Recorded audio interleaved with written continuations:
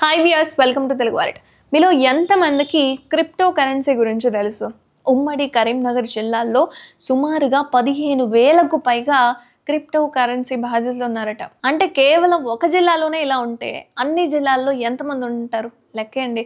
గత 2 ఏళ్లుగా వీళ్ళందరూ కూడా క్రిప్టో కరెన్సీలో పెట్టుబడి పెడుతున్నారు. అయితే కస్టమర్లను పెంచుకునేందుకు సదరు కంపెనీ పెట్టుబడి పెట్టిన వాళ్ళకు కూడా కొంత లాభాన్ని ఇవ్వడం అనేది స్టార్ట్ చేసింది. ఫ్రమ్ స్టార్టింగ్ నుంచి ఇంకా ఎక్కువ మంది వస్తారు అనే ఉద్దేశంతో. అయితే ఈ క్రిప్టో కరెన్సీ పెట్టుబడి పెట్టేందుకు కొంతమంది ఏజెంట్లు కూడా అవతారం ఎత్తేశారు. నేను క్రిప్టో కరెన్సీ ఏజెంట్ని, నాకు మనీ కట్టండి అని. ఇలా 25 నుంచి 30% వరకు వడ్డీ వస్తుందని నమ్మబలికారు కూడా. కస్టమర్లను నమ్మించేందుకు మొదట చెప్పిన విధంగానే అధిక వడ్డీలు ఇచ్చారు. అంతేకాకుండా కొంతమందిని దేశాలకు తీసుకెళ్లి మంచి పార్టీలు కూడా ఇచ్చారు. తమకు లాభాలు అధికంగా రావడంతోనే కంపెనీలు తీసుకెళ్లాయని స్థానికంగా ప్రచారం అనేది చేసుకున్నారు.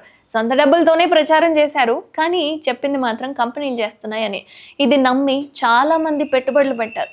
ఇదే అదనుగా భావించిన సదరు కంపెనీ అందిన కాడికి డబ్బును తీసుకొని బిచానా ఎత్తేసేస్తుంది. ఇదే తరహా మోసం జగిత్యాల జిల్లాలో కూడా వెలుగు చూసింది. పెద్ద ఎత్తున పెట్టుబడి పెట్టి మోసపోయిన కొంతమంది బాధితులు గుట్టు చప్పుడు కాకుండా పోలీసులకు ఫిర్యాదు చేశారు. తమ పేరు బయటకు రాకుండా చూడాలని పోలీసులను కోరుతున్నారు కూడా. ఇందులో అధికంగా ప్రభుత్వ ఉద్యోగులు, వ్యాపారస్తులే ఉన్నారట. బాధితులు పెద్ద సంఖ్యలో ఉన్నా ఎవరూ బయటకు రావడం లేదు. ఇదంతా ఆన్లైన్ బిజినెస్ కావడంతో ఎవరికి తెలియకుండా రహస్యంగా పెట్టుబడి పెట్టడం, ఆన్లైన్లో డిజిటల్ కరెన్సీ ఉన్నా అవి డబ్బుల రూపంలో రావడం కష్టం అని చెప్పడం. ఇక రాజకీయ పార్టీకి చెందిన నేతలు, పోలీస్ అధికారులు అందరూ కూడా ఇందులో పెట్టుబడి పెట్టి మోసపోయిన వాళ్ళే ఉన్నారు. ఇక క్రిప్టో కరెన్సీకి సంబంధించిన ముఖ్యమైన కంపెనీ ప్రతినిధులు కూడా దేశాలకు వెళ్ళిపోయారు. ఇక్కడి ఏజెంట్లు కూడా ఎవరికి దొరకకుండా తిరుగుతున్నారు. తమకు సంబంధం లేదని చేతులెత్తేస్తున్నారు. అండ్ క్రిప్టో కరెన్సీపై ఎలాంటి నియంత్రణ లేకపోవడంతో చాలామంది ఇందులో పెట్టుబడి పెట్టారు. గత 6 నెలల నుంచి పూర్తిగా లావాదేవీలు ఆగిపోయాయి.